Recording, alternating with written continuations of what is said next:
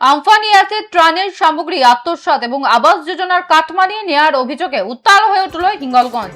দুদুলি গ্রাম পঞ্চায়েতের 162 নম্বর বুথে তৃণমূল সদস্য অরিজিৎ মণ্ডল ও তার সহযোগী তরুণ মণ্ডলের গ্রেফতারের দাবিতে শুক্রবার সরব হলেন স্থানীয় বাসিন্দারা। স্থানীয় বাসিন্দাদের অভিযোগ, ইয়াসের সময় আসা সরকারি ত্রাণের মালপত্র সাধারণ মানুষকে না দিয়ে নিজের ব্যক্তিগত গোডাউনে লুকিয়ে রাখার পাশাপাশি গরিব মানুষের 100 দিনের কাজের টাকা এবং সরকারি ঘরের টাকা আত্মসাতের অভিযোগ ওঠে মেম্বারের বিরুদ্ধে।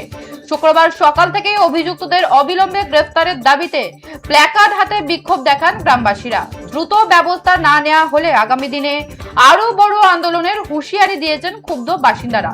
ঘটনার জেরে দুলদুলি এলাকা তীব্র উত্তেজনা ছড়িয়েছে।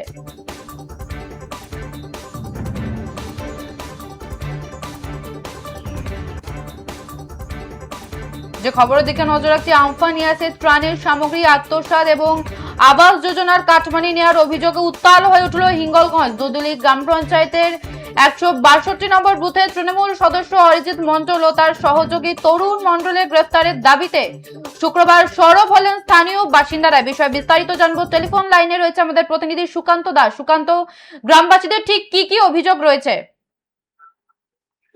দেখো, একেবারে প্রিয়া তোমাকে প্রথমে জানিয়ে রাখি, একেবারে কিন্তু সকাল থেকেই বলা যেতে পারে যে এই বিক্ষোভ, অর্থাৎ এই দুলদুলি গ্রাম পঞ্চায়েতের 162 নম্বর বুথের যে যিনি মেম্বার রয়েছে অরিজিৎ পাত্রের নামে কিন্তু একেবারে রাস্তায় নেমে তারা সাধারণ মানুষ তারা বিক্ষোভ দেখায়। তাদের মূল যে দাবি রয়েছে, এই অরিজিৎ পাত্রের নামে নাকি একাধিক দুর্নীতির অভিযোগ রয়েছে।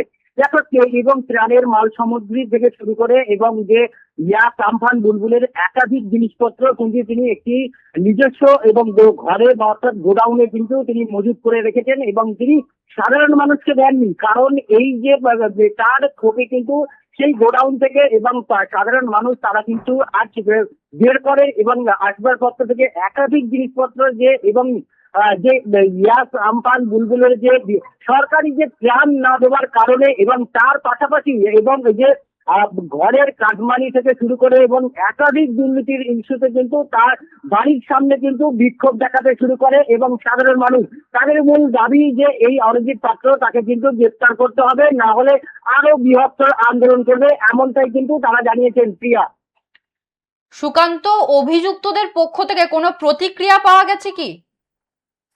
দেখো, আমরা কিন্তু সেই অভিযুক্তদের সঙ্গে যোগাযোগ করার চেষ্টা করি এবং সেক্ষেত্রে তারা কিন্তু তাদের ফোন সুইচ অফ থাকে এবং কোনোভাবেই তারা কিন্তু মুখ খুলতে নারাজ এবং এমনটাই কিন্তু জানা যাচ্ছে। দেখো, এই যে ঘটনার একেবারে নেপথ্যে গোটা ঘটনায় কিন্তু তারা এই যে দীর্ঘদিন ধরে অর্থাৎ 15 বছর ধরে নাকি তারা একাধিক এবং তৃণমূলের যে এই মেম্বারের কিন্তু দুর্নীতির যে অঙ্ক হিসাব করে দেখা গেল যে কয়েক লক্ষ লক্ষ টাকার কিন্তু দুর্নীতির সঙ্গে তিনি যুক্ত বলে এমনটাই কিন্তু দাবি করছে এলাকার বিজেপি কর্মী সমর্থকরা, এমনটাই জানা যাচ্ছে। বেশ, ধন্যবাদ সুকান্ত।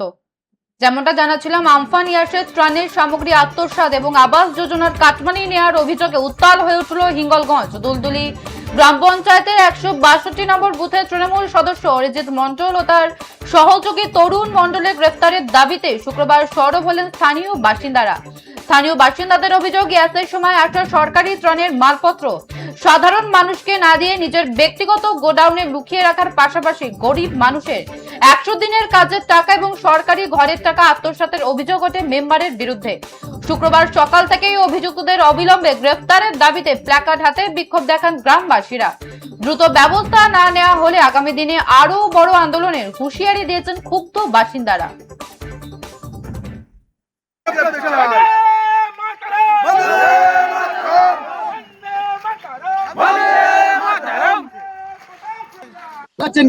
আমাদের বাড়ি ঘর ভেঙেছে, আমাদের ছেলেবেলে বাড়ি থাকতে দেয়নি।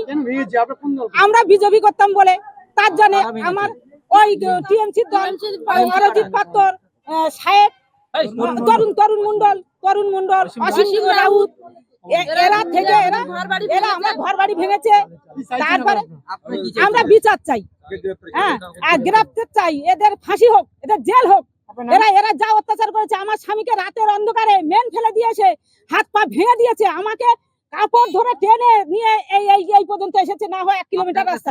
কোনো ঘরের টাকাও নিয়েছে? হ্যাঁ, টাকা নিয়েছে। অরিজিৎ মন্ডল নেয়নি, তরুণ মন্ডল নিয়েছে। কত টাকা? 5,000 টাকা নিয়েছে তরুণ মন্ডল।